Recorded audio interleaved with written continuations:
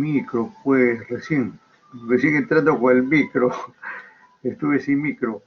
Estaba que hablaba y decía, ¿por qué no me contestan?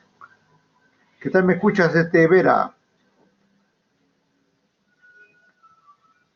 Vera, buenas, ¿qué tal me escuchas? Bien, correcto, gracias. Felicitaciones pues por estar ahí, serás bien recompensado.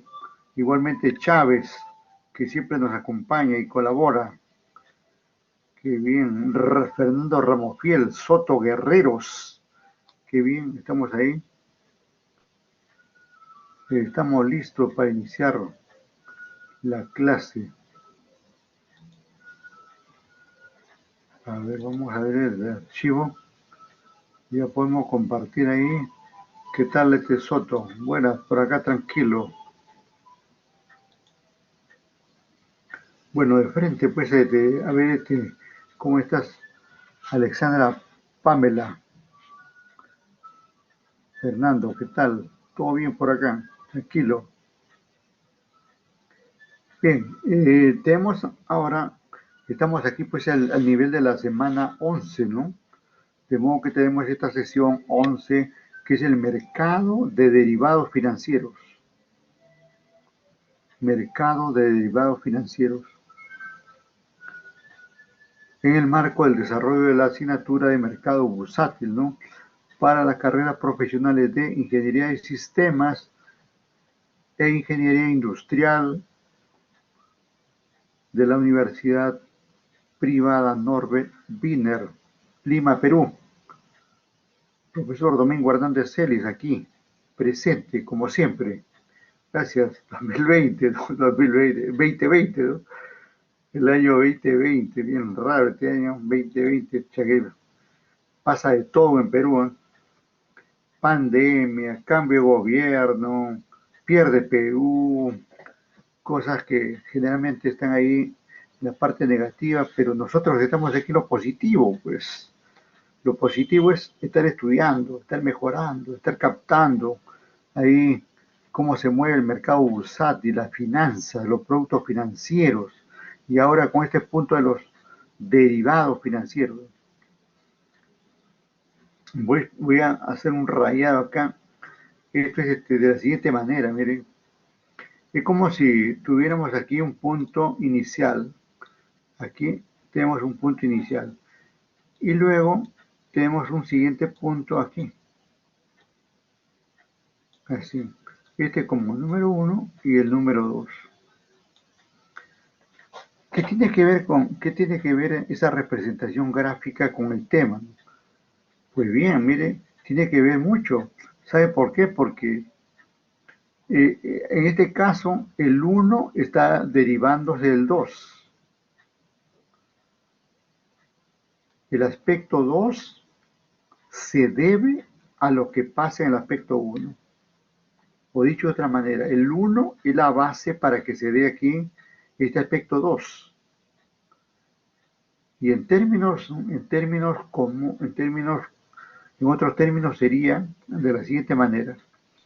Por acá, y el término más financiero, ¿no? Por acá tenemos los instrumentos financieros. Instrumentos financieros. Ahí tenemos los instrumentos financieros normales, tradicionales, ¿no? Es decir, por ejemplo, acciones, bonos, divisas, ¿no? La semana pasada estuvimos viendo este mercado de divisas. Ahí está, acá. En los instrumentos financieros está ahí las divisas, los bonos, las acciones, eh, las otras operaciones, letras hipotecarias y otras operaciones que se dan en los distintos mercados. El mercado de bursátil, como en el mercado bancario, como en otros mercados. Y ahora, ¿qué es esto? Este mercado es la base para que se derive otro mercado, que es el mercado de los derivados. Y entonces aparecen aquí. Por eso ese nombre, ¿no? Derivado quiere decir que es un instrumento que se deriva de otro, que hay otro que es la base, que hay otro que si no existe este uno, no existe estos instrumentos financieros que están con número uno, no pueden dar a luz, no pueden originar este número dos que son los derivados. Así comienza la clase el día de hoy, ¿no? Ten en cuenta que todo lo que vamos a hablar de los instrumentos que constituyen los derivados financieros, no son instrumentos auténticos, sino que se derivan de otros. ¿Y cuáles son esos otros? Ahí están los instrumentos financieros que pueden ser acciones, bonos, letras hipotecarias, divisas, ¿no? Y otros, incluso índices bursátiles también. Todo se puede negociar aquí. Todo instrumento financiero puede derivarse en otro. Y de arranque le digo lo siguiente, que estos derivados financieros, ¿por qué se crearon? ¿Por qué no se quedaron ahí en el punto 1, el punto original? Porque buscan reducir el riesgo. En esencia, estos derivados financieros se crearon para reducir el riesgo. Porque en el marco financiero como bursátil es grande el riesgo. Y entonces se hace así estrategias, tácticas, acciones. ¿Para qué? Para reducir el riesgo. Y siempre que se busque reducir el riesgo, tiene una contrapartida, que es el aumento de la rentabilidad. Eso téngalo también presente. En la medida que un inversionista o una empresa reduce riesgo, aumenta rentabilidad. Es decir, acabamos con lo malo, con lo negativo, con lo perverso, para sumar algo positivo, algo adecuado, renta, beneficio. Y entramos aquí al índice que vamos a tratar el día de hoy. Y por eso, miren aquí, el primer tema es el riesgo financiero. Porque estos instrumentos en esencia son para eso, para el riesgo. No tendría sentido hablar de, como digo por acá, de hablar de forward, de swap, de futuro, de opciones, ¿no? No tendría sentido si hablamos de eso, si antes no hablamos del riesgo.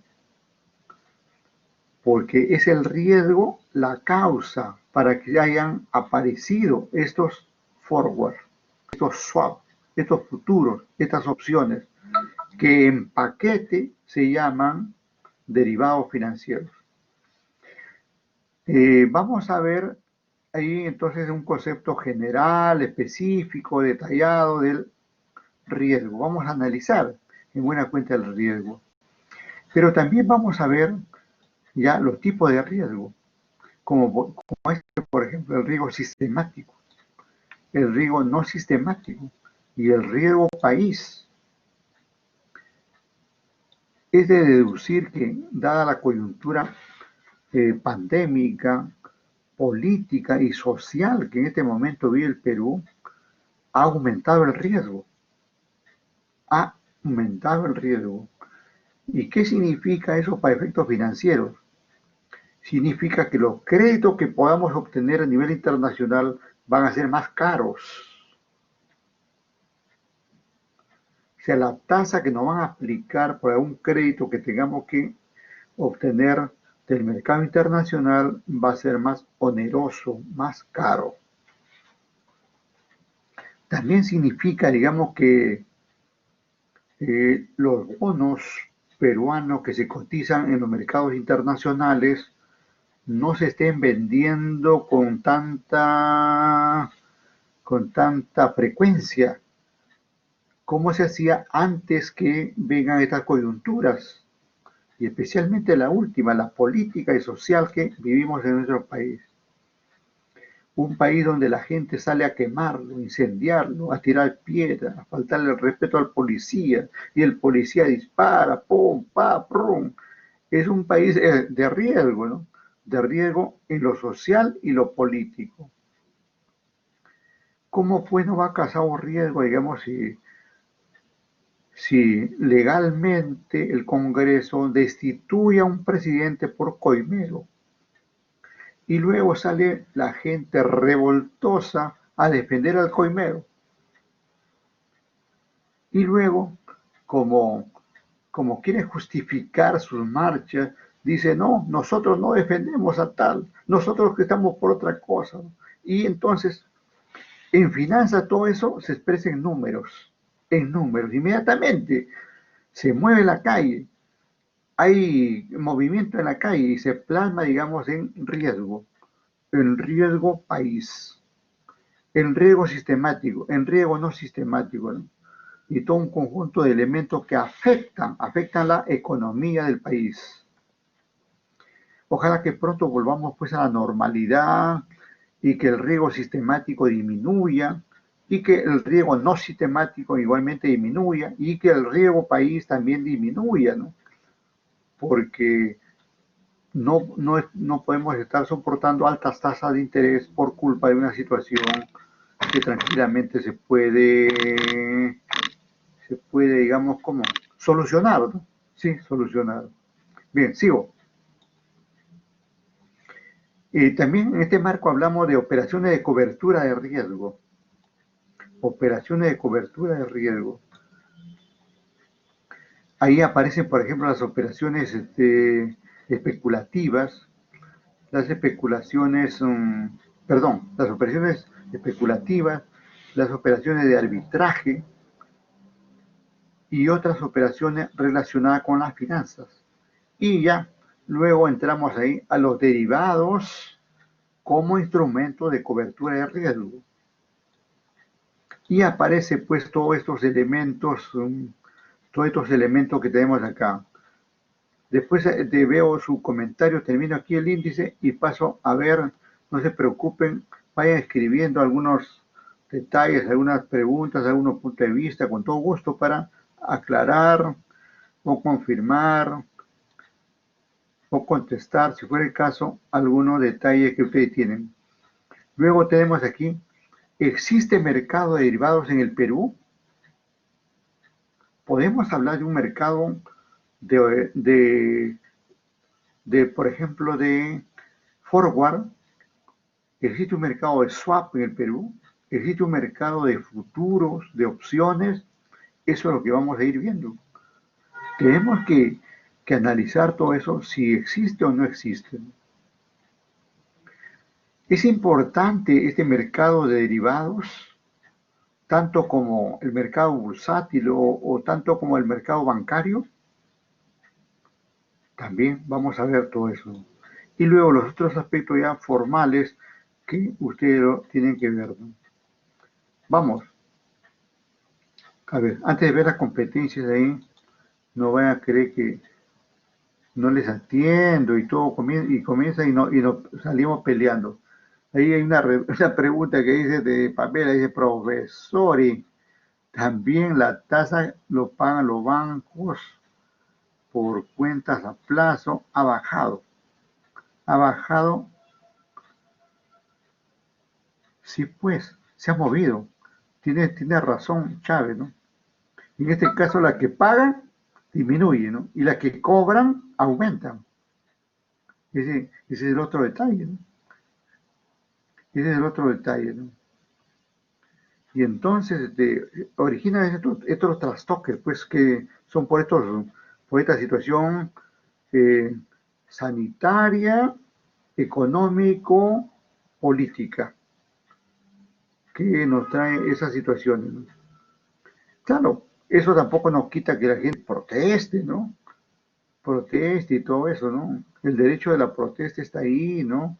Incluso el gobierno acepta que sea así, ¿no? Bien, sí, efectivamente te agradezco ahí, Pamela. Esas situaciones pasan por estas situaciones que estamos viviendo. La competencia para hoy, ¿no? Las competencias, hay que analizar ahí el riesgo, hay que analizar las operaciones de cobertura de riesgo, hay que comprender qué es esto del mercado de derivados, debemos comprender todos los aspectos de los forward, de los swap, de los futuros, de las opciones, ¿no? De todos los derivados que existen. Estos son los cuatro derivados de más incidencia en el mundo. aun cuando hay otros de menor movimiento, de menor peso. Porque así como se para inventando cosas, los financistas, los economistas, los contadores, los ingenieros que trabajan en estos campos, paran creando sus productos, ¿no? Y hay algunos que tienen más demanda en el mercado que otros, ¿no? Pero estos son los que más se demandan en el mercado internacional como nacional, ¿no? Ahora, investiga el mercado de derivados, ¿sí? Es necesario investigar, ¿no? ¿Qué es? ¿Qué instrumentos se negocian ahí? ¿Cómo se negocia? Aquí, por ejemplo, se habla de operaciones eh, controladas y operaciones fuera de control, ¿no? Que luego lo vamos a aclarar todo eso.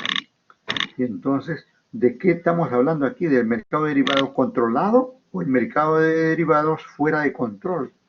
O llamado también mercado OTC. OTC. Dice que para el caso de usted, informa sobre el mercado de derivados. Después de analizar, pueden hacer un informe, ¿no? Propone, propone alguna alternativa de mejora del mercado de valores, ¿no? Porque algunos de estos derivados se negocian en los bancos y otros en el mercado de valores. Participa asertivamente en dinámicas del mercado de valores. Ahorita vamos a trabajar con el chat, con los sondeos, etc. Propone, propone mejoras para el mercado de valores, en este caso peruano, ¿no? Bien, bien, entonces ahí tenemos el temario que vamos a desarrollar, la competencia que buscamos lograr con ustedes, ¿no? Y ya tenemos ahí nuestro concepto, nuestro primer concepto, que es el riesgo financiero. Y lo podemos ver ahí, este señor que está cruzando de una calle a otra, por ahí por una cuerda, ¿no? Y lógicamente hacer eso es una operación de mucho riesgo, ¿no? Y que ese hecho de abrir los brazos, ¿para qué es? Para equilibrarse, ¿no? Para equilibrarse. Ese equilibrio que se busca es como si pusiéramos en el mercado estos derivados. Estos derivados vienen a ejercer una suerte de equilibrio en el mercado, de forma que los inversionistas, así como ganan, también pierdan, pero no pierdan mucho y tampoco ganen mucho, ni tampoco ganen menos, ¿no? Sino que haya una suerte de equilibrio. A tal riesgo, tal nivel de rentabilidad. Correcto, muy bien. Dice, es aquella incertidumbre, ¿no? Claro, incertidumbre que se encuentra directamente asociada al rendimiento de una inversión. Están amarradas. Mire, esto va a ocurrir así. Por acá, rendimiento, y por acá, esto es de doble sentido, así, y por acá, perdón, así no, perdón, así. Y acá la renta, el riesgo, RR. Esto se va a dar así, ¿no? Hay una relación. Siempre que estemos hablando de riesgo, estamos indirectamente hablando de rentabilidad. Sigo. Esto se debe a la posibilidad existente en la empresa al no contar con la disponibilidad necesaria para hacer frente a sus obligaciones en un momento determinado. Claro, eso, eso, eso que dice, por ejemplo, aquí Pamela Chávez, ¿no? Pamela Chávez, que origina trastornos, ¿no? Trastornos en las operaciones que llevan a cabo los distintos agentes en los bancos o en otros mercados, ¿no? Por ejemplo, esto de las obligaciones se refiere a los préstamos que puede haber recibido una empresa de un banco, ¿no? Y en este entorno aumentan, digamos, aumentan las tasas de interés, aumentan los otros gastos de los bancos y eso hace que al final terminemos pagando una TCA mayor que la que estuvimos pagando en un término de normalidad. Así funciona todo esto. Entonces, el riesgo como sinónimo de incertidumbre y que está relacionada directamente con la rentabilidad. Correcto. Bien, seguimos. Ahora ya hablamos del riesgo de mercado. Esto de la flecha, de la gráfica presenta pues exactamente lo que pasa con el riesgo. Miren ahí, altas, bajadas, ¿no? Por acá ya pues el extremo, ¿ya? El extremo, ¿no? Entonces, esas fluctuaciones, esas variaciones son producto del riesgo del mercado. Y eso se debe a distintas situaciones. Situaciones que pueden ser propio de la coyuntura internacional en algunos casos, otro caso del ambiente nacional como el que estamos hablando actualmente. Todo eso tiene, todo lo que pasa en la sociedad, en la economía, incide directamente en las finanzas de una persona, en las finanzas de una familia, en las finanzas de las empresas como inversionistas, ¿no? Y en los mercados en general, ¿no? Y también, lógicamente, en el país respectivo, ¿no? ¿Qué dice el concepto? Es producido por las variaciones, ¿no?, imprevistas de los precios de los instrumentos de negociación, ¿no? En una coyuntura de riesgo aumentan las tasas de las operaciones activas, ¿no? Y disminuyen las tasas de las operaciones pasivas, como la que habla ahí Pamela Chávez, ¿no? Esas son operaciones pasivas, ¿no? Cuando el banco nos paga, son operaciones pasivas. Cuando el banco nos cobra, son operaciones activas, ¿no? Y ese doble efecto, pues, termina afectando la economía, ¿no? Cada día se cierran muchas empresas y otras tienen éxito. Esa es la contraposición de las cosas, ¿no? Cuando pasa algo, algunas empresas salen a flote, se ven beneficiadas, ¿no? Y otras se ven perjudicadas. Ustedes, por ejemplo, habrán visto que estos días de las marchas que han habido ahí, que todos lo vemos ahí, y tanto lo vemos que la televisión en forma enfermiza, pasa a cada rato lo que ha sucedido por ahí en un determinado momento, pero te está todo el día fregando ahí con eso, ¿no? Y eso tiene también un mensaje, ¿no? Pero aquí vayamos a los negocios. ¿Qué pasa, digamos, por los lugares donde pasa una marcha? Se cierran los negocios. Se cierran los negocios. Y ese negocio no vende, esos negocios no venden esos días. No venden. Y entonces, eso, la gente que quiere algo, porque, porque también quiere, digamos, como dice aquí, por temor a los saqueos, ¿no? Claro, y cierra por temor al saqueo, ¿no? Y bueno, la gente de todas maneras va a querer algo comprar. Y entonces va a otros negocios cercanos por ahí que se venden beneficiados, ¿no? O sea, uno se perjudica y otros se benefician. Lo mismo que ha pasado con la pandemia, ¿no? La gente ha fallecido y sigue falleciendo, ¿cierto? Pero hay negocios como las clínicas, los médicos se están llenando de plata. Y las funerarias se están llenando de plata. Y esas empresas que manejan los cementerios se están llenando de plata, ¿no? Pero en cambio, la gente y está muriendo, está perdiendo a su familia, etcétera. Entonces, eso es lo que pasa. Vamos a ver aquí algunos comentarios. Alexander Berrocal. Muy bien, Berrocal, qué bien. Me enviaste los trabajos, mis compañeros de la semana, por hoy. Me ausentaré. Tienes un planeta Berrocal. Está bien, no hay problema. Y de todas maneras mandaré el link al grupo de WhatsApp, ¿no? Ya, correcto, correcto. No te preocupes, no te preocupes. ¿Qué nos dice aquí Teresa Mercedes Atauyuco? Dice, hay bastante pérdida por culpa de la más, ¿sí?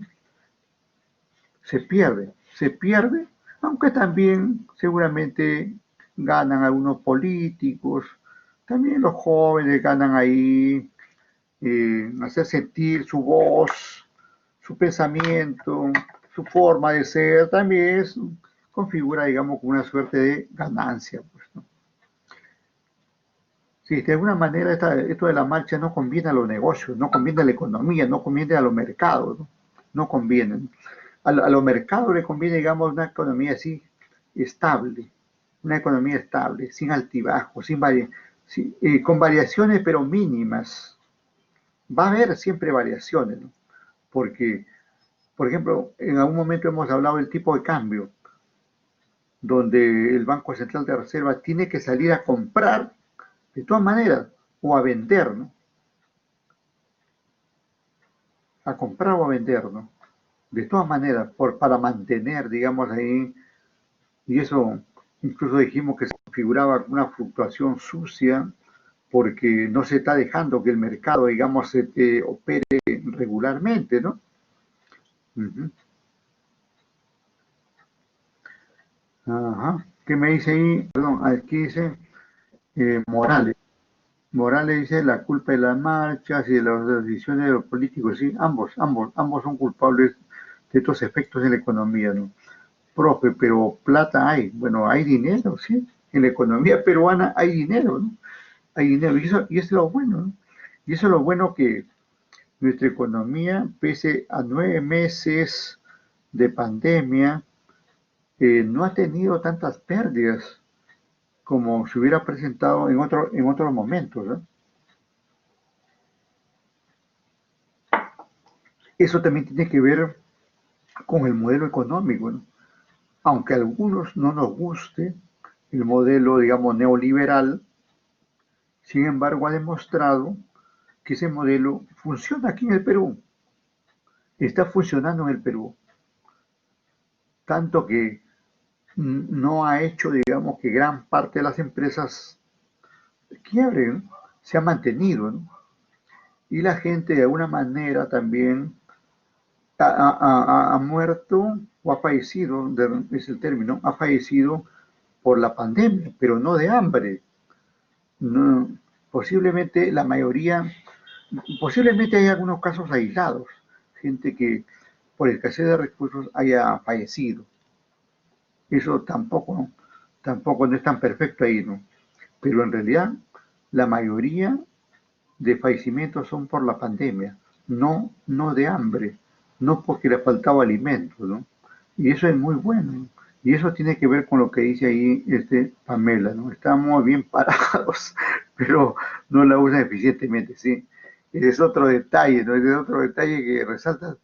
Está muy bien, Alexandra, buenos apuntes que nos das, ¿ah? Qué bien, gracias. Luego dice también el riesgo de mercado es la capacidad empresarial y de gestión, dice, que permitirá ver el futuro y elegir productos de éxito para mantener la lealtad de los clientes. Claro, finalmente cualquiera que sea el negocio, todos queremos mantener la fidelidad de los clientes, porque finalmente todo depende con el cliente. La universidad, por ejemplo, no quiere que ustedes se vayan y por eso busca ayudarles, promocionarles, darles una pauta, ¿no? Facilitarles sus clases y todo eso, ¿no? A nosotros nos envían mensajes, hay que darle facilidades a los muchachos ahí, y algunos que están trabajando, otros que se enferman y eso y el otro, ¿no? Y eso, digamos, significa una ayuda, eh, si no económica, al menos moral, ¿no? Al menos formal, moral, ¿no? Y eso es muy bueno, ¿no? Entonces, la idea es esa, ¿no? De identificar el riesgo para luego utilizarlo en, en la toma de decisiones adecuadas, como la que dice aquí Alexandra, ¿no? Utilizar eficientemente los recursos, manejar eficientemente el riesgo y los niveles de rentabilidad de cada empresa. Seguimos avanzando. Ahí tenemos más conceptos que nos van a permitir tener una visión amplia de esto del riesgo, ¿no? También conocido como riesgo de crédito o de insolvencia. O sea, a este riesgo financiero también se le llama ahí riesgo de crédito o insolvencia, ¿no? Bueno, y hablando de insolvencia, eh, o hablando, digamos, de riesgo de crédito, ya hemos conversado también y recordamos, ¿no? ¿Por qué a las grandes empresas le dan tasas menores y a las MIPES le dan tasas mayores? Eso ustedes ya lo saben. Y ustedes saben, y lo reitero ahí yo, complemento ahí, que es por el riesgo que significa cada agente en la economía. Las grandes empresas tienen respaldo patrimoniales, tienen bienes que pueden dejar en garantías, pero en cambio a veces el micro, pequeño empresario tiene solamente su voluntad, ¿no? Tiene su voluntad para, para hacer negocios, para hacer finanzas y más nada, ¿no? Y entonces por eso que aumenta el riesgo ahí, ¿no? ¿Por qué aumenta el riesgo? Porque los bancos asumen que al aumentar el riesgo, de alguna manera van a darse situaciones como que algunos se liquiden, desaparezcan del mercado y el banco va a perder. Y entonces aquellos que no pierden son los que de alguna manera compensan por eso que han quebrado y que no van a pagar y que no tienen cómo y ni quieren pagar, ¿no? Y entonces unos pagan por otros. Así funciona también esto de las finanzas, ¿no? Bien, el riesgo financiero hace referencia a la incertidumbre, como ya lo dijimos, en operaciones financieras. ¿Por qué? Por la volatilidad, ¿no? Por la volatilidad. ¿Qué es esto de volatilidad? Aumentos y disminuciones en tasas de interés, en la inflación que afecta a la economía, en, en el riesgo del país, etcétera, ¿no? El riesgo financiero está estrechamente relacionado con el riesgo económico, claro, puesto que los activos, se refiere a activos financieros, como bonos, acciones, letras y otros, que una empresa posee y los productos o servicios que ofrece juegan un papel importantísimo en el servicio de su endeudamiento, ¿no? Las empresas llevan a cabo operaciones y y como consecuencia de esas operaciones van a tener flujos de caja. Esos flujos de caja tienen que convencer al banquero o al empleado bancario para que pueda devolver la deuda que está contrayendo, ¿no? Y si no le convence, ¿qué podría hacer? Pedirle garantías o no darle el crédito, ¿no?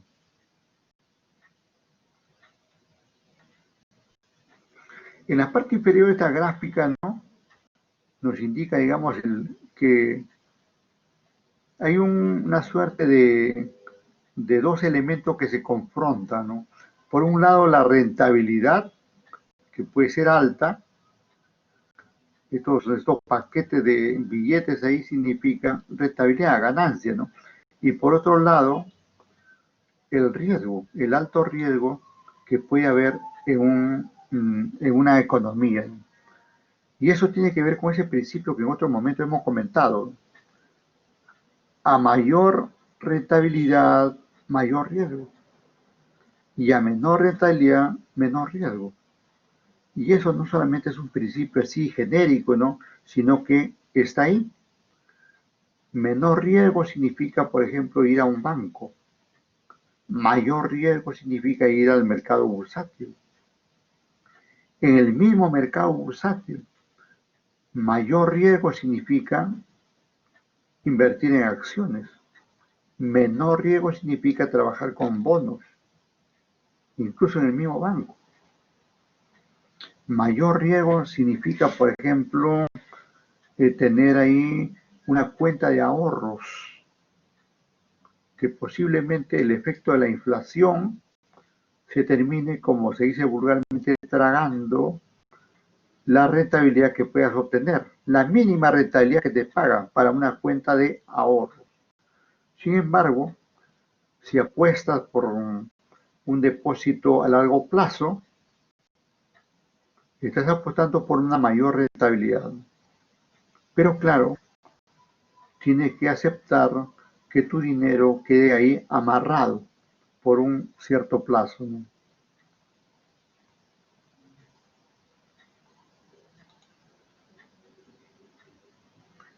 El riesgo país es de veras importante conocerlo porque esto es medido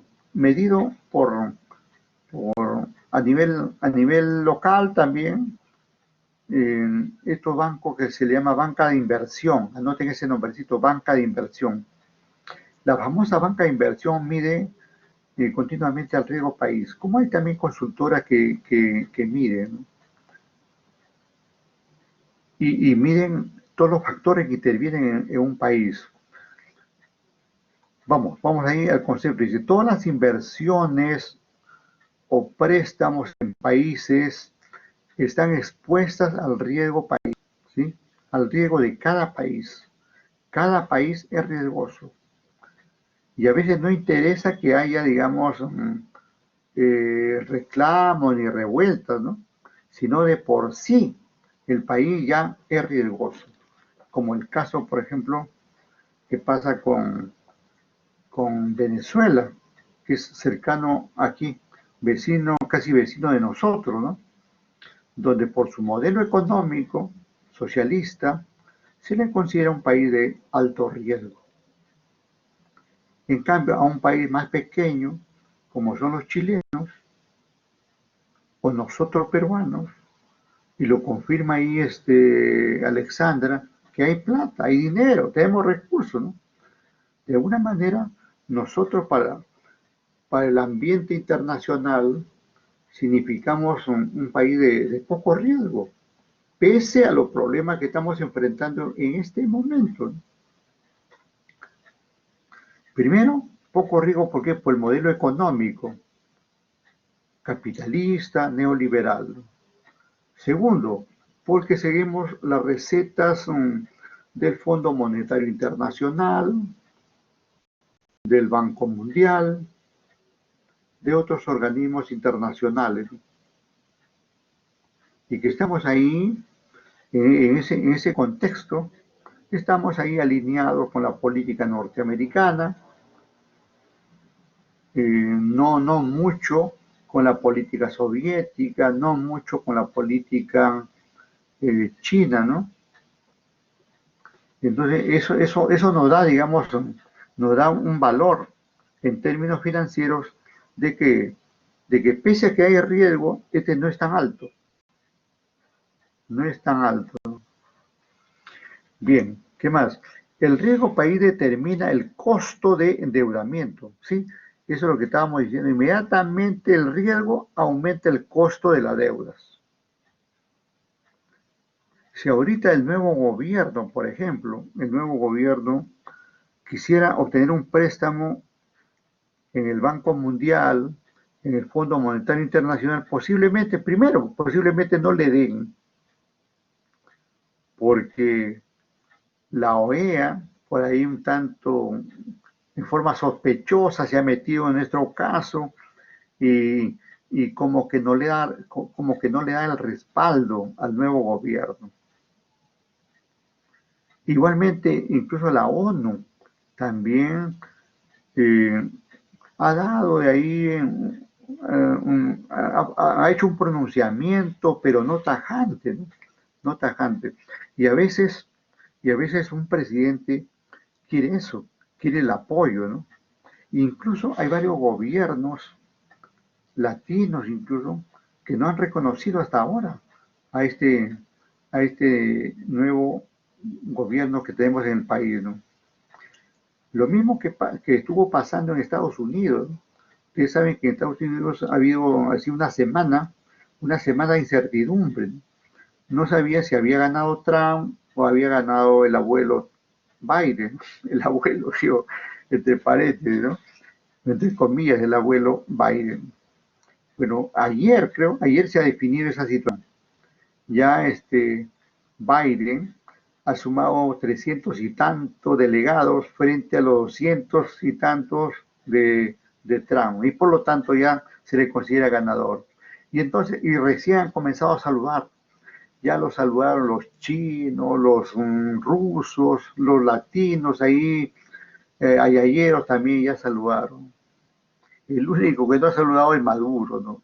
Bueno, bueno, como no comulgan con el tipo de política es de esperarse, ¿no? Pero bien, lo mismo pasa aquí. Va a tener vamos a tener que esperar algunos días, o esperemos que no sea meses, ¿no? Que solamente sea días para que se le reconozca a este gobierno. Solamente hay un país en Latinoamérica que ha reconocido al presidente Merino, ¿no? Es Paraguay, ¿no? Los otros se han hecho los locos ahí, los colombianos han metido su cuchara y dicen que espera que esta situación, los ecuatorianos también se han metido ahí, nadie los ha llamado, pero se han metido y no con buena opinión, ¿no? Los chilenos no han dicho nada, tampoco los argentinos ni los brasileiros, ¿no? No han dicho nada. Incluso ni siquiera los bolivianos que están con nuevos presidentes tampoco se han pronunciado. E incluso posiblemente ni se pronuncien porque incluso dicen que el presidente de Bolivia, el nuevo presidente de Bolivia, es amigo íntimo de Vizcarra, que ha sido, digamos, aquí vacado, ¿no?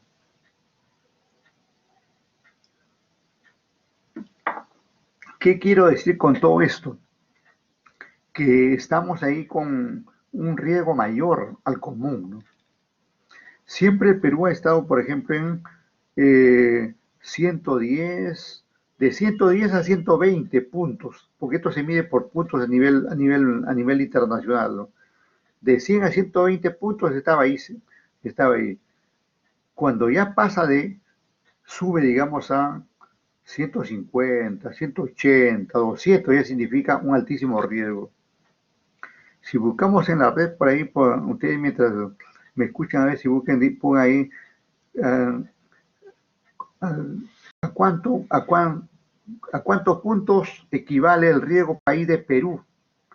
Busquen esa información y compárenlo con, igualmente, por ejemplo, a cuántos puntos asciende el riesgo de Venezuela, por decirlo, para que vean, digamos, que lo que estamos comentando así incide, ¿no? Sí incide en número, ¿no? En número, ¿no?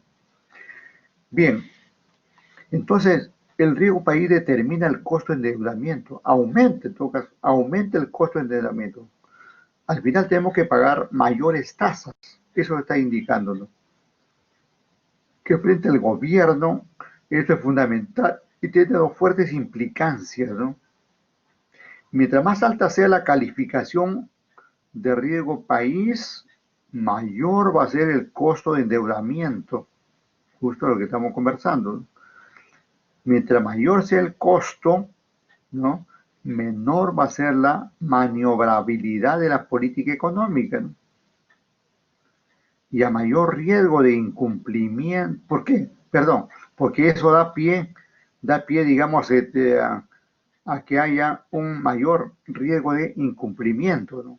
Lo que a su vez elevará el riesgo país, ¿no? A ver, ¿consiguieron algún dato? Al 2 de abril, 2 de abril, no, está bien alejado eso. El 2 de abril el Perú reportó el riesgo país más bajo de la región con 211, no, creo que ahí hay, no sé, 211 no, ahí es muy alto. Más bien esto que dice Dalpón podría ser 114 puntos. Ya, ese sí. Miren, 114 es bajo, es bajo, es muy manejable, ¿no? Muy manejable. Correcto, está bien ese, por ahí vamos, ¿no? Porque si tú posiblemente en algún momento, en un momento de pandemia, de repente ese reporte que das ahí, Alexandra, es el momento de pandemia, ¿no? Donde la incertidumbre aparece, no sabemos qué medidas tomar por la economía y todo eso, etcétera, ¿no? Correcto. Colombia, 211 está muy alto, ¿no?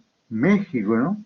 Recontra alto, miren. Esos países que son más grandes incluso y tienen una economía más formal, más legal incluso, están en peores condiciones que nosotros. Pero posiblemente de aquí mida de aquí, midan, digamos, por estos días que estamos pasando y ya no sea 114 puntos, ya no sea 114, sino posiblemente estemos en 120 por ahí, ¿no? Porque lo que pasa en la economía, lo que pasa en la sociedad, lo que pasa en la política tiene su efecto, ¿no? Al cierre de ayer, pero a veces cierran con datos anteriores. Sí, sí, a veces pasa eso, ¿no? Pasa eso. Pero si es exacto ahí, bueno, pues entonces, si, si es exacto ese dato de 114, quiere decir que hemos estado ahí posiblemente en menos de 100. ¿Por qué hemos llegado? Miren, pese a que un momento en la economía, cuando Velasco, cuando estaba, ¿cómo se llama aquí? Toledo, ¿no? Cuando estaba Toledo, hubo un periodo que tuvimos por debajo de 90 puntos. O sea, un riesgo recontra bajísimo, muy bajo, llegamos ahí, ¿no? Y mientras tanto, eso Toledo pues seguía coimeando, robando, etcétera, ¿no? Y se aprovechaba de alguna manera de eso, ¿no? Pero entonces el riesgo país mide pues de la situación cambiante que puede estar en el país, que puede haber en un país, ¿no? Y que sirve, en el caso del país, sirve para los créditos que puede obtener a nivel internacional, ¿no? Con este riesgo de 114 puntos o menos, nos van a dar créditos y a tasas muy razonables.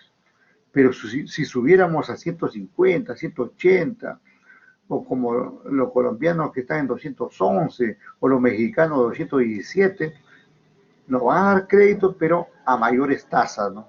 A mayores tasas. A ver, ¿qué dice? Riesgo país de Perú subió 122 puntos básicos y cerró en 308 puntos. Eso fue en marzo, ¿no? Claro, eso fue por el efecto de la pandemia, ¿no? Sí, cada hecho que pasa va incidiendo, ¿no? Va incidiendo en el país, en la economía, en la finanza del país, ¿no? Les agradezco por ese aporte, sí, pero igual escuchamos, estábamos más bajos, ¿sí? Eso es lo bueno, digamos, que siempre hemos estado bajos. Por eso decía que en este modelo neoliberal, aunque no nos guste a algunos, sin embargo, este modelo neoliberal ha mantenido el riesgo país, ha mantenido la inflación, ha mantenido el tipo de cambio, ha mantenido los niveles de Producto Bruto Interno. Y por eso, digamos que, miren, a nivel internacional evalúan la macroeconomía, ¿no? A nivel internacional evalúan la macroeconomía, ¿no? Y a nivel macroeconómico estamos muy bien. A nivel internacional estamos muy bien, porque ellos ven la parte macroeconómica nada más. Pero si nosotros vemos internamente, no vamos a esconder porque tenemos todavía millones de pobres. Por lo menos, al menos 5 o 7 millones están en pobreza extrema, ¿no? En nuestro país. Eso no podemos negarlo, ¿no? Bien, ¿qué más dice aquí? Aquí, Perú con 308 puntos porcentuales reportó el riego, país más bajo de la región, según la banca de inversión JP Morgan. Sí, ese dato debe reportar, digamos, al inicio de la pandemia, algo por ahí, ¿no? Porque se comenzaron a cerrar las empresas, pues se comenzaron a cerrar las empresas, no había negocio, no se movía nada, ¿no? Y como dice Pamela aquí, la deuda externa sufre, digamos, sus efectos, la tasa, pues ahí están las tasas que tenemos, ¿no? Bien, bien, les agradezco su colaboración ahí. Vamos, seguimos, ¿eh? Seguimos ahí. Ahora entramos al tema de la cobertura, ¿no? Cobertura. En finanzas hablamos de operaciones de cobertura, hablamos de operaciones especulativas y hablamos de operaciones de arbitraje. Anote por ahí, ¿eh? Repito, en finanzas hablamos de tres tipos de operaciones. Cobertura, como lo que vamos a ver en este momento, especulación y arbitraje. No hay otras. Todas las operaciones que se llevan a cabo en los mercados entran ahí en esa clasificación que estoy indicando. Cobertura, especulación y arbitraje. ¿Qué cosa es esto de operación, por ejemplo, de especulación? Las operaciones especulativas son las más comunes. Es lícito a nivel financiero especular. Es lícito que uno compre algo en 10 soles y quiera venderlo en 12 soles. Es lícito comprar algo en 20 soles y venderlo en 30, en 40, si te permite el mercado, ¿no? Por tanto, digamos, la especulación es normal. Por ejemplo, ¿qué hacen los cambistas? Compran más cuando baja el tipo de cambio y con la esperanza que lo puedan vender cuando está subiendo. Esa es la idea del especulador. Especular no es mala palabra, ni es malo en finanzas, ¿no? Es lo natural, es lo natural en los negocios, ¿no? ¿Qué pasó ahí con ¿cómo me dice? Con Venezuela, ¿no? 12.489 puntos, ya pues ya es muerte casi, ¿no? Muerte financiera, ¿no? Bueno, también ahí los organismos como son de corte capitalista, lo castigan ahí a los países de corte socialista, ¿no? Le dan así altísimos riesgos, ¿no? Altísimo riesgo, y lo hacen y lo hacen así en nuestro continente, lo hacen así con Cuba, con Nicaragua, con Venezuela, ¿no? Y más lo castigan a Venezuela, porque en Venezuela, como siempre ha habido gobernantes, los últimos gobernantes muy contestatarios, ¿no? Que no se dejan pisar el poncho, ¿no? Como se dice, ¿no? Siempre están ahí y salen enfrente, ¿no? Se le salen al frente a cualquiera, ¿no? Y entonces eso hace que repercuta en el trato, digamos, de estos bancos de inversión como el JP Morgan y otros que se van encima, digamos, contra estos países, ¿no? ¿Qué más dice aquí? Ramofiel Soto, disculpe profesor, tengo problemas, ¿no? Si yo te contara mis problemas, bueno, todos tenemos problemas, ahí trata de solucionar eso, Soto. ¿Qué más dice aquí de Dalpón? Ecuador está con 171, Sí, por ahí tiene mayor riesgo que nuestro país, claro. ¿Qué más dice? Ahí Paraguay también está alto. Brasil. Perú por ahí es uno de los que está en mejores condiciones. ¿Y cómo están los chilenos? Los chilenos deben estar más bajos que Perú, porque siempre se caracterizan por eso. No sé si tienen por ahí ese dato, los chilenos. Chile también, acá dice, Chile, ¿dónde está por ahí mi Chile? 180 puntos. Chile, no creo, está más bajo siempre eso. Ah, o de repente ha subido por esas marchas multitudinarias que estuvieron haciendo desde el año pasado. E igualmente, y ahora de Chile debe haber subido la incertidumbre. ¿Saben por qué? Porque en Chile se va a hacer una nueva constitución y eso no se sabe en qué terminará. Una constitución, si continuarán con el modelo neoliberal o pasarán al modelo socialista. Y por eso puede haber crecido, digamos, la incertidumbre sobre Chile, ¿no? Chile, en términos de riesgo país, está peor que nosotros, ¿no? Peor que nosotros, por esa situación que menciono, por el cambio de constitución. Es lo mismo que si ahorita, digamos, he escuchado también la marcha que algunos pedían nueva constitución, otros pedían que se vaya de gobierno, otros no sabían ni qué pedían, ¿no? Bueno, si sigue, digamos, germinando esa situación de cambiar de constitución en el Perú, el riesgo país les aseguro que va a aumentar. Y eso porque estos organismos internacionales de corte capitalista no ven bien el cambio de modelo. Peor, pasar del modelo neoliberal al modelo socialista, lo ven pues como ir digamos, de Dios al diablo, ¿no?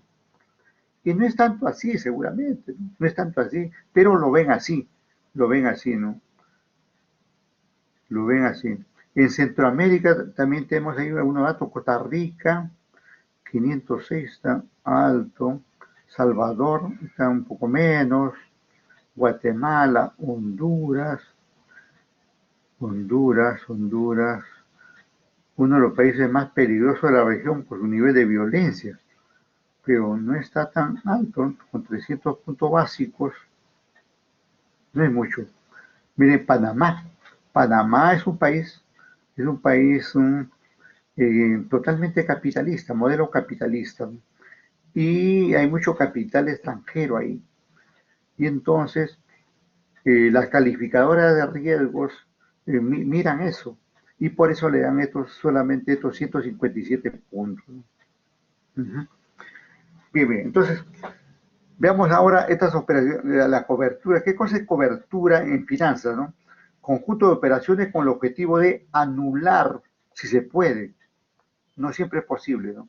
O reducir el riesgo de un activo o pasivo financiero de la empresa o de un particular, de cualquier inversionista, ¿no? Entonces, es una operación orientada a reducir el riesgo en primer lugar y si es factible, a anularlo. No siempre es factible.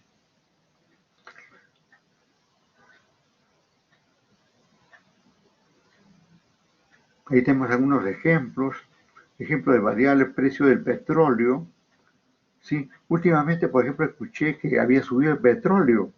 Incluso hoy escuché que eso haría que suba cada balón de gas.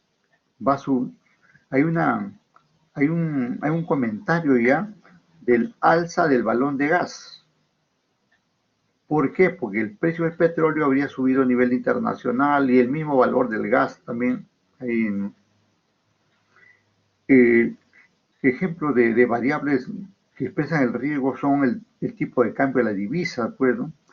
El hecho el hecho que el dólar haya llegado, digamos, a costar 3.70 en un momento y que ahora haya vuelto ya a sus niveles de 3.60, 3.62, significa que en un momento aumentó el riesgo y que ahora ligeramente ha disminuido.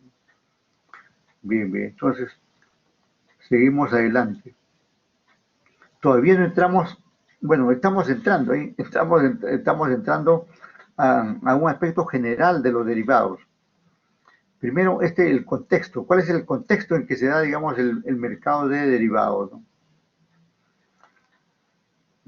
De hecho, vamos a tener nosotros estos mercados. El mercado de las deudas, el mercado de las acciones, el mercado de los bonos y cualquier otro mercado.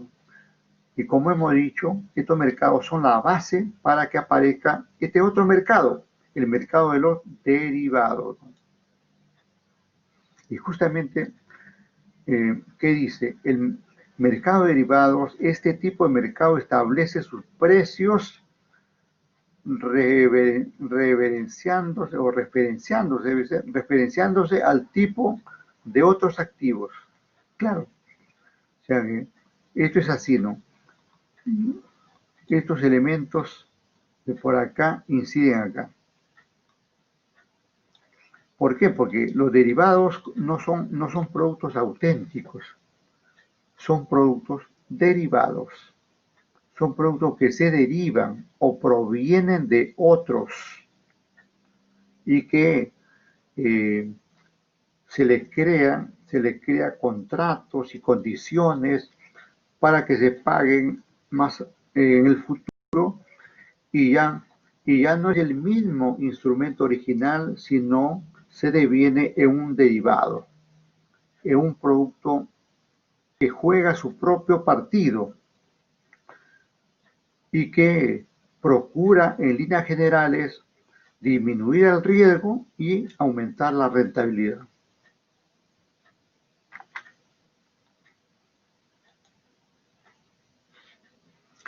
Y ahora sí tenemos el concepto de mercado de derivados. Los instrumentos derivados son contratos, tengan en cuenta eso, son contratos futuros, no contratos para el pasado, ni siquiera para hoy, para el futuro. Son contratos cuyo valor deriva, ahí está, deriva, cuyo valor o instrumento o elemento deriva de un activo o variable llamado subyacente. Este activo o variable subyacente puede ser acciones, bonos, letras hipotecarias, puede ser, como dije hace un rato, índice de acciones, puede ser divisas, dinero, ¿no? Son activos subyacentes, son activos originales, son activos reales. Dicho de otra forma, estos derivados son una suerte de activos ficticios que se crean sobre una base, pero luego cuando se concreta ya aparece otra vez, ahí aparece el activo, ¿no? el activo financiero. Voy a graficar aquí en la parte inferior. Acá tengo, por ejemplo, acá tengo dinero, las divisas. ¿Qué cosas son las divisas? Dinero, ¿no? Dinero, contante, billetes, monedas. Yo puedo hacer, por ejemplo, un forward, aquí voy a hacer un forward de divisas. Ahí está, forward de divisas. Cuando digo voy a hacer, estoy en un contrato. Ahí está el contrato. Ahí está el contrato que estoy haciendo de forward de divisas. Y esto se va a dar en el futuro. En el momento, este es el momento 1, este es el momento, en el momento 2 hay un papel, hay un contrato nada más. No existe ahí nada, no se intercambia nada. Solamente hay un contrato, un papel, donde uno se compromete a entregar las divisas y otro se compromete a pagar por esas divisas, pero en el papel, en el contrato. ¿Y cuándo se ejecuta eso? Aquí aparece este momento 3. Ahí. Y ese papel se convierte otra vez en la divisa. Vuelve la divisa. En este momento 3 se vuelve, digamos, al momento original. Pero ¿qué puede haber pasado ahí en este momento 3? A diferencia del momento 1, que puede haber uno ganado o si tiene mala suerte o no midieron, no ponderaron adecuadamente, puede perder también. O sea que el derivado no te asegura totalmente que vas a ganar, ¿eh? No hay forma de asegurar totalmente eso. Se toman las previsiones, las medidas, se siguen las estrategias, las tácticas, las acciones, pero no hay seguridad total.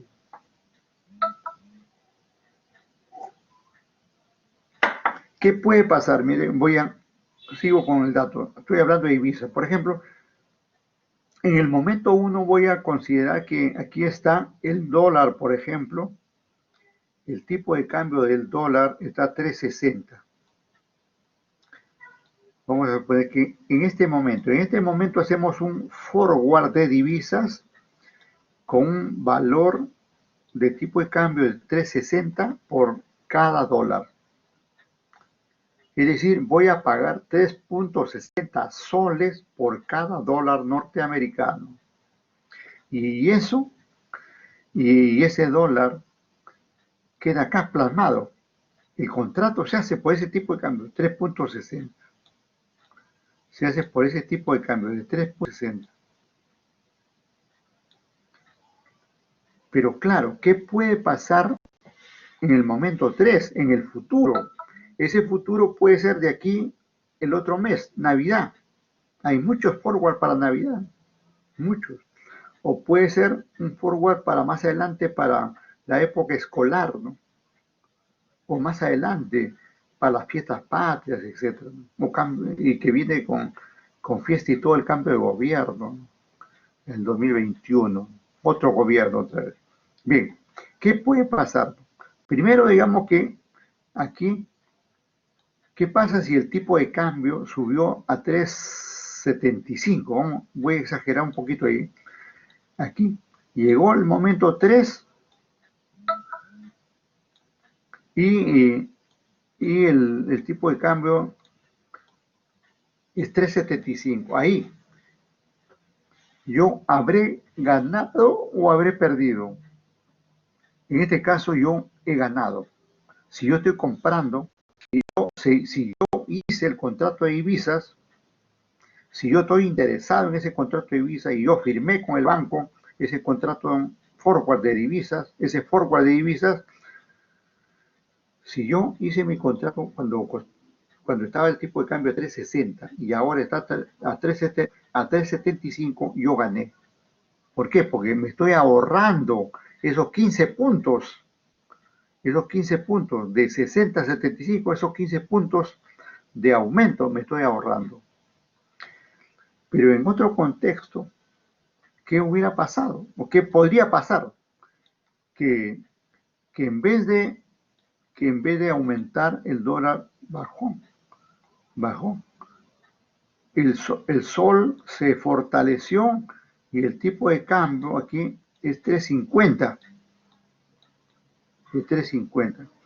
Yo hice mi contrato cuando estaba a 3.60, pero ahora está a 3.50. ¿Qué pasó ahí? ¿Qué pasó? ¿O qué podría pasar ahí? Es que estaría perdiendo. O sea, por gusto habría hecho ese contrato, porque el tipo de cambio ha bajado. Pero yo tengo que pagar a 3.60. Yo tengo que pagar a 3.60 porque tengo un contrato. Pues. Y cuando salga a vender esos dólares que estoy pagando a 3.60, me van a pagar 3.50. Así de fácil. O puede ocurrir, digamos, también el otro aspecto que se mantenga el tipo de cambio. 60. Bueno, ahí no ganaría ni perdería, sería una situación de equilibrio. ¿Correcto? Muy bien. Bien, pero vamos viendo aquí más aspectos aquí del concepto. Dice, el activo subyacente de un derivado puede ser una acción, como lo hemos dicho, un índice bursátil, como lo hemos dicho, un bono, como lo hemos dicho, una divisa, como lo estamos diciendo en este momento, una tasa de interés, no mencioné la tasa de interés, ¿no? Ahí está la tasa de interés, ¿no? Incluso podemos negociar un índice de inflación, para asegurar, digamos, que no aumente los precios, ¿no? Y eso se hace comúnmente, ¿no? Comúnmente, por ejemplo, con los proveedores, ¿no? Ahí entran los proveedores, ¿no? Hacemos un contrato hoy para comprar 100 computadoras, pero el costo que estamos considerando es el costo de hoy. De aquí a 3 meses, cuando hagamos efectivo el derivado, las computadoras podrían haber subido y entonces yo estoy ganando. O de repente estoy tan piña, como dicen en el arroz criollo, que las computadoras bajaron y ahí habrías perdido, ¿no? Todas esas cosas se pueden dar, ¿no? Ten en cuenta aquí, entonces, como una suerte de resumen de este concepto, varias cosas. Primero que un, un derivado financiero se va a concretar en un contrato. Y un contrato es entre dos partes, ¿no? Entre dos partes. Esta parte en nuestro Perú es entre cualquier persona natural o persona jurídica y el banco, porque solamente en los bancos están trabajando con forward. La bolsa no trabaja con forward. Y nuestra bolsa, al ser pequeña, tampoco trabaja con otros derivados financieros. Creo que en algún momento le dije que en nuestro medio se daban solamente dos tipos de derivados financieros, los forward y los swap, nada más. No se llevan a cabo futuros acá, no se llevan a cabo opciones tampoco, no se llevan a cabo. Bien, para matizar esto, porque ya llevo, mire, como cerca de 2 horas aquí comentando y hablando, conversando con ustedes y todo esto, vamos a presentar pues un videíto ahí para ver qué dicen en otras partes sobre estos temas que estamos tratando, ¿no?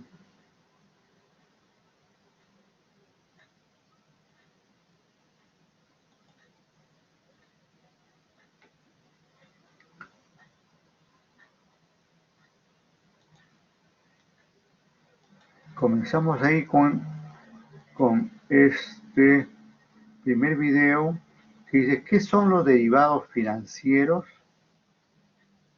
¿Qué son los derivados financieros?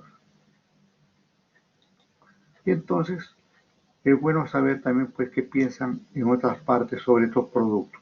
Vamos a ver, escuchamos, ¿eh?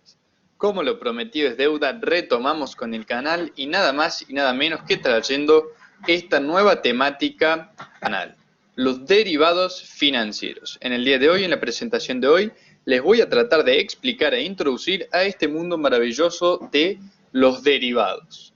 En el día de hoy, ¿qué vamos a ver? Vamos a ver qué son los derivados, cuál es el objetivo original y el actual para operar o de la existencia de estos derivados financieros. Vamos a ver cuáles son los principales tipos de derivados financieros, cuáles son los operadores que hay en el mercado financiero y al final un ejemplo para que entendamos cómo podemos obtener ganancia, beneficio con los derivados. Sin más, vamos a ver qué son estos derivados. Los derivados, como lo dice su nombre, es un instrumento financiero cuyo valor depende de otro u otros activos denominados activos subyacentes. Creo que queda claro en su nombre que estamos hablando de derivación, es decir, es un activo, es un instrumento financiero que no tiene valor por sí mismo, sino que su valor está atado, está condicionado, deriva de otros activos llamados subyacentes. Estos subyacentes, ¿qué pueden ser? Podemos estar hablando de commodities, es decir, por ejemplo, materias primas. Podemos estar hablando de acciones, podemos estar hablando de bonos, podemos estar hablando de índices, entre otras cosas, monedas, ¿bien? Entonces, Ahí agreguen por ahí ese otro elemento, los commodities, tampoco lo mencioné, ¿no? Los commodities. ¿Qué cosas son commodities? Precios de bienes a nivel internacional. El precio del petróleo, el precio del trigo, el precio de la cebada, el precio de combustibles en general, el precio de minerales, esos son considerados como commodities. Commodities. Bien, escuchamos bien, está bien clarito este concepto que nos está dando aquí nuestro amigo país argentino o Uruguay o algo así, ¿no? Los derivados. Sin más, vamos a ver qué son estos derivados. Los derivados, como lo dice su nombre, es un instrumento financiero cuyo valor depende de otro u otros activos denominados activos subyacentes.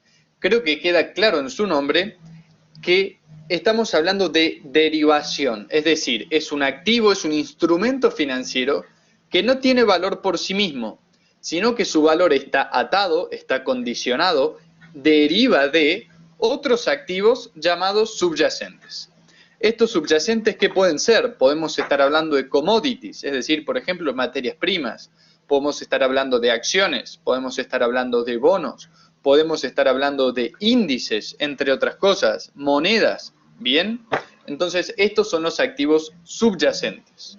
Ahora bien, algo que a mí me interesa que quede bien en claro es cuál es el objetivo por el cual, digamos, el motivo por el que existen estos derivados originalmente. Nos encontramos que el principal objetivo de los derivados es brindar certidumbre y control de los riesgos financieros que enfrentan las empresas, obteniendo una planeación financiera confiable, eliminando o minimizando la fluctuación de precios en los mercados. Es decir, se administran los riesgos a través de estos derivados. Allí lo puse muy conciso. Los derivados financieros son instrumentos de cobertura de riesgo. Esto es fundamental entenderlo porque los derivados financieros no surgen como una alternativa de inversión o como una alternativa para que las empresas obtengan fondos en el mercado. No, los derivados financieros, como ya vamos a ver, son instrumentos que buscan protegernos de ciertos riesgos en el mercado. No obstante, como les voy a explicar el día de hoy, existe la posibilidad de invertir de alguna manera e intentar ganar, obviamente obtener un margen de ganancias al operar con los derivados. Ahora bien, fundamental entonces es entender qué tipos de derivados o cuáles son los derivados que tenemos. Aquí hoy les voy a mostrar los 4 principales, pero como ya saben, empezaremos en el canal a traer todas las semanas algún video sobre algún derivado en específico. Vamos a ver cómo se evalúan los futuros, cómo operaríamos, cómo se evalúan los derivados, cómo se opera con derivados y dependiendo del país en el que cada uno viva, dónde debe dirigirse, con quién tiene que hablar, dónde deben registrarse para poder operar con estos derivados. Hoy en día vamos a ver solo los 4 principales. Hay cientos de derivados porque una de las características que tienen es que las entidades financieras o los bancos tienen la posibilidad de lo que se llama la innovación financiera. La innovación financiera es la creación de productos financieros en el cual el 99% de las veces son derivados. ¿Bien? Pero hoy nos vamos a centrar en los 4 principales y en los 4 que todo el mundo debe conocer. El primero de ellos son los futuros. Todos hemos escuchado hablar de los futuros. ¿Qué es un contrato de futuro?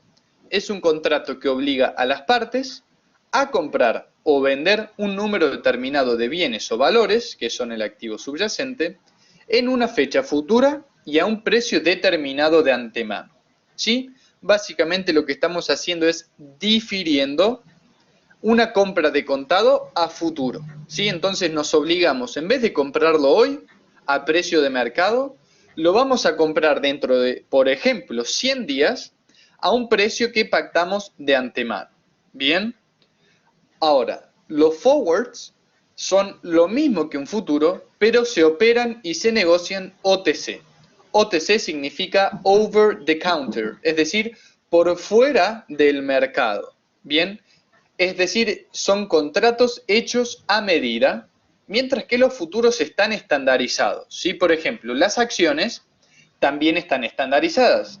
Todas las acciones ordinarias de Amazon valen lo mismo, cuestan lo mismo, otorgan los mismos derechos, están estandarizadas. Los futuros es exactamente igual, como los futuros cotizan en bolsa, aquí en Argentina cotizan en el ROFEX, en el mercado de futuros de Rosario. Dado que los futuros están estandarizados, por ejemplo, el contrato de futuros de maíz para, supongamos, octubre de 2019 son todos iguales. Las cantidades a comprar o a vender están determinadas, el precio futuro está determinado, la calidad que tiene que tener ese producto está todo estandarizado. Mientras que en el forward, lo excelente que tiene el forward es que sirve para, por ejemplo, el productor de maíz y el comprador que quiere comprar por fuera del mercado. Entonces pueden ponerse de acuerdo, ¿sí?, por fuera del mercado, la cantidad que ellos quieran, al precio que ellos quieran y bajo la modalidad que ellos quieran. Vamos a ver en futuros videos que operar OTC tiene ciertos riesgos, que es el riesgo de incobrabilidad, ¿sí?, o el riesgo de que la otra parte no cumpla, de incumplimiento. Vamos a ver que en los mercados, para poder operar en cualquiera de estos derivados, las partes tienen que hacer o depositar lo que se llama margen de garantía. Es decir, tienen que hacer una garantía antes de operar, ya que en caso de incumplimiento, obviamente se toma de esa garantía. Entonces, en los mercados no existe la posibilidad de incumplimiento. Los swaps. ¿Qué son los famosos swaps? Que tal vez los hemos escuchado en crisis bancarias o en la crisis del 2008. Los swaps, aquí hay dos definiciones, la que me gusta a mí, la primera, y la segunda, la que nos da Google. Estamos hablando de lo mismo, pero la primera es un poco más precisa. Son sucesivos contratos de forward, es decir, muchos contratos de forward, en los que se intercambian entre las partes rendimientos variables por fijos, es decir, tasas de interés variables por fijas.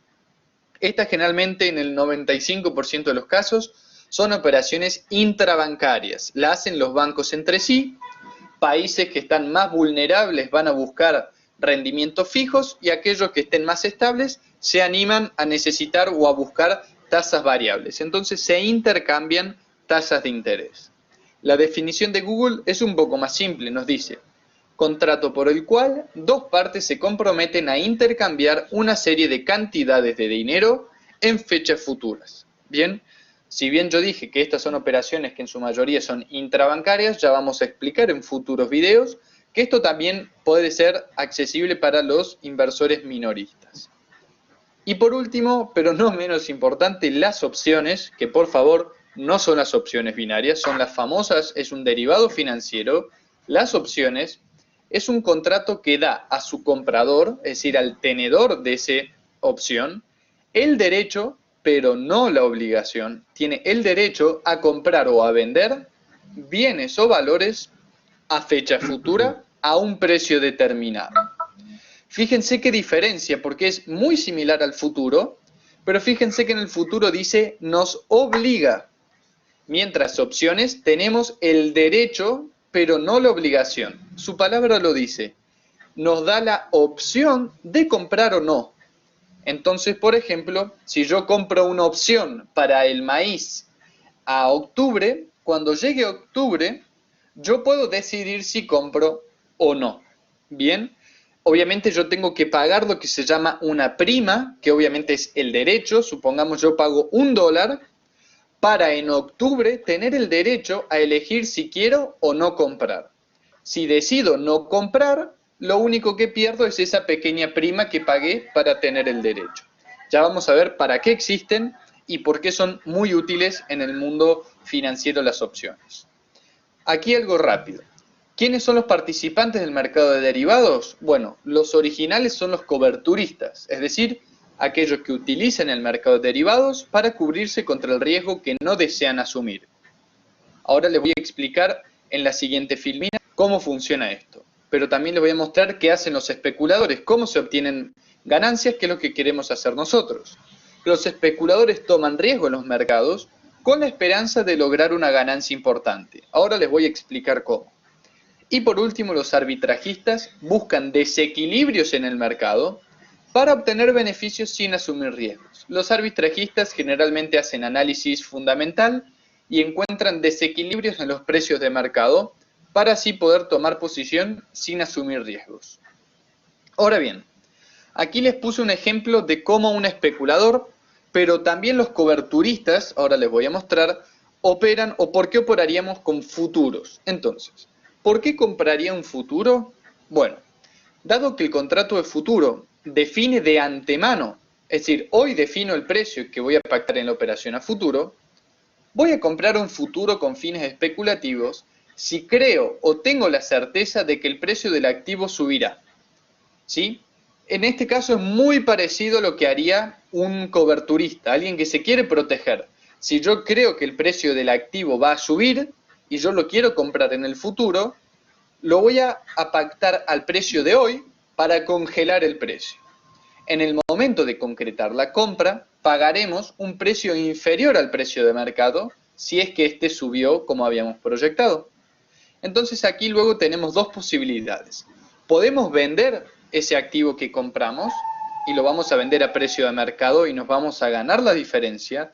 O lo que es más común, pero es un poco más complejo de explicar y lo voy a traer en videos posteriores, es tomar la posición contraria en el mercado. Es decir, si habíamos comprado un futuro, vamos a vender un futuro. Esto se lo voy a explicar con mucho más detalle en posteriores videos, porque esto es interesantísimo cómo se operan futuros. Esto es una introducción. Entonces, por ejemplo, pactamos una compra futuro a $50 de, supongamos, 300 toneladas de maíz. En el futuro el precio de mercado subió y ahora es 60. Entonces yo puedo decir, ok, compro a 50 y lo puedo ir a vender luego en el mercado a 60. Gané $10 por cada tonelada. ¿Bien? Ahora bien, ¿por qué vendería un futuro? Si creo o tengo la certeza de que el precio bajará, de esta manera también congelo el precio. Entonces, en el momento de concretar la venta, vamos a cobrar un precio superior al precio de mercado, si es que este efectivamente bajó. Entonces, supongamos, pactamos una venta a futuro a $60. Si en el futuro el precio de mercado baja y es 50, vamos a vender a 60 y el precio de mercado es 50. Vendimos $10 por arriba del precio de mercado, ganamos $10. Fíjense que alguien que busca protegerse de un riesgo haría lo mismo. Si ustedes necesitan comprar maíz a futuro y saben que el precio del maíz va a subir o tienen miedo de que el maíz suba, ¿sí? Van a tratar, digamos, hacer el contrato hoy, ¿sí? Determinando un precio que ya queda congelado, ¿bien? Y si son vendedores y tienen miedo de que el precio baje, también van a vender el futuro para asegurarse a vender ese precio que estipularon en el contrato. ¿Bien? Vamos a ver que este precio que se estipula en el contrato nos los da el mercado y se llama precio de ejercicio, ¿sí? O precio de entrega. Este precio lo determina el mercado, ¿sí? Entonces, de acuerdo a ese precio que determina el mercado, supongamos el mercado me dice, ok, para octubre el precio futuro es, como en este caso, supongamos 50. Si yo creo que el precio puede subir mucho más que 50, me conviene comprar el futuro para asegurarme que lo voy a comprar a 50. ¿Me explico? Espero que sí. Recibo todas sus devoluciones en los comentarios. Espero que esta nueva sección les sea de su agrado. Les estaré trayendo un video todas las semanas de los derivados para que juntos podamos seguir aprendiendo. Efectivamente, y entonces tenemos esta opinión referente a los derivados, ¿no? Pero también hay otros conceptos, otros puntos de vista, ¿no? Vamos a ver aquí. Vamos a ver aquí cómo lo determinamos aquí un ratito.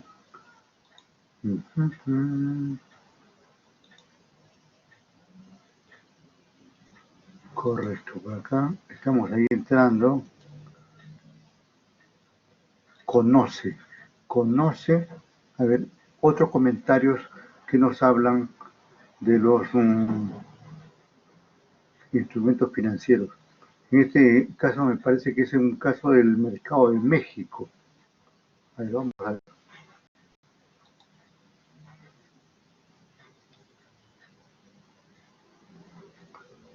Ah, no. Este es el comentario oficial de la Superintendencia del Mercado de Valores. sobre este tema, ¿no?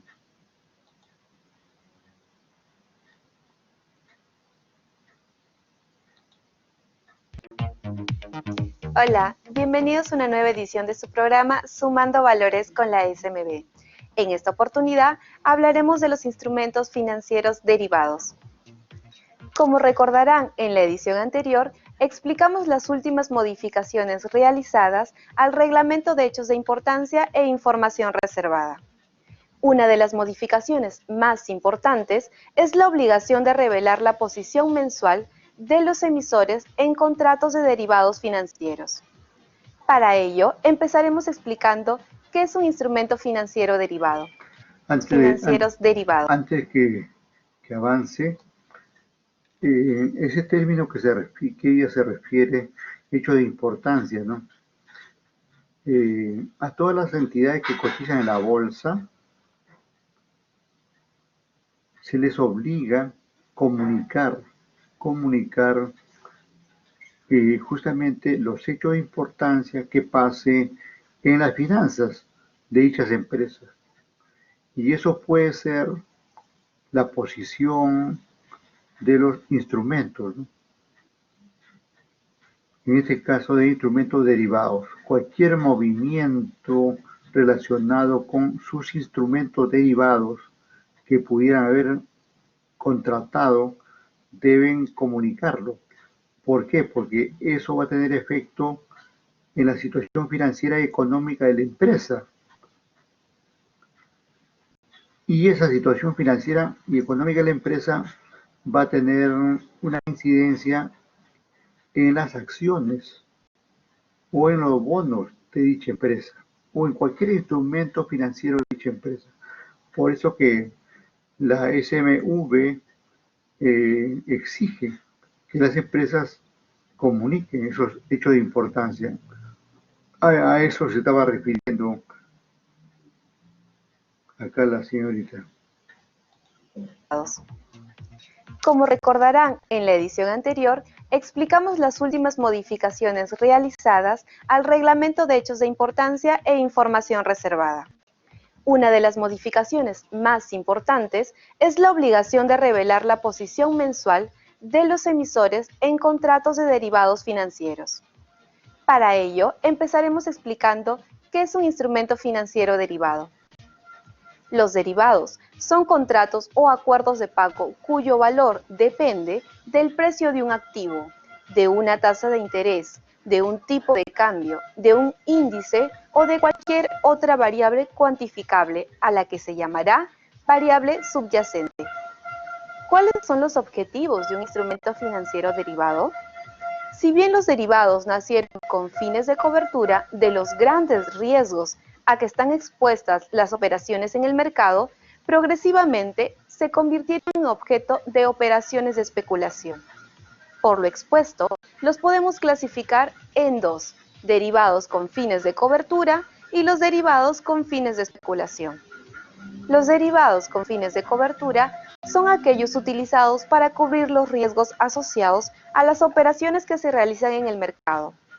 Así, por ejemplo, es posible que al hacer un contrato en el cual se establece que el pago será en dólares dentro de unos meses más, logre fijar hoy el precio de cambio de la moneda de Estados Unidos para dicha operación.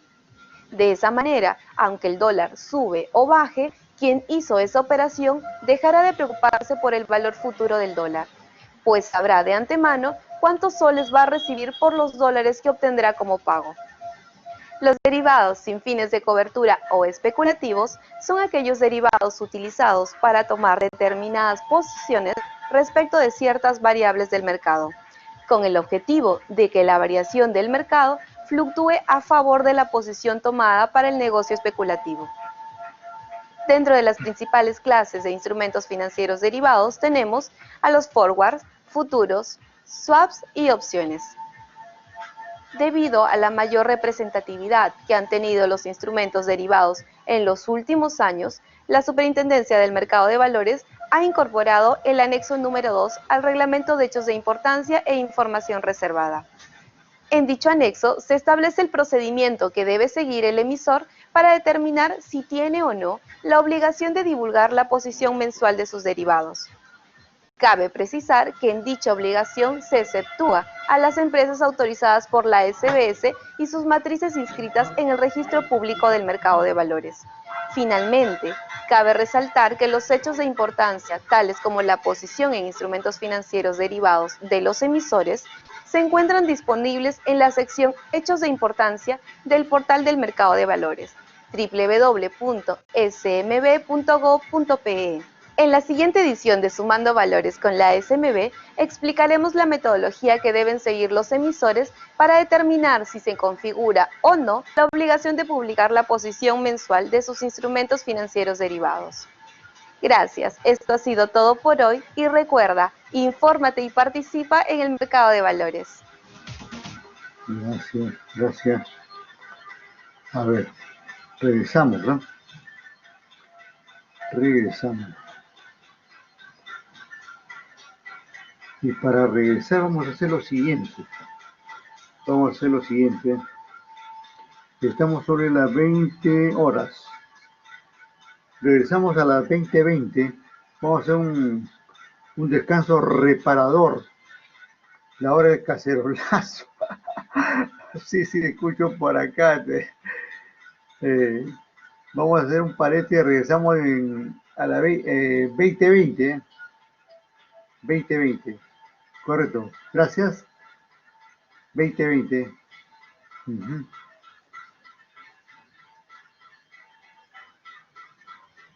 Gracias. Tocamos y regresamos. Está bien.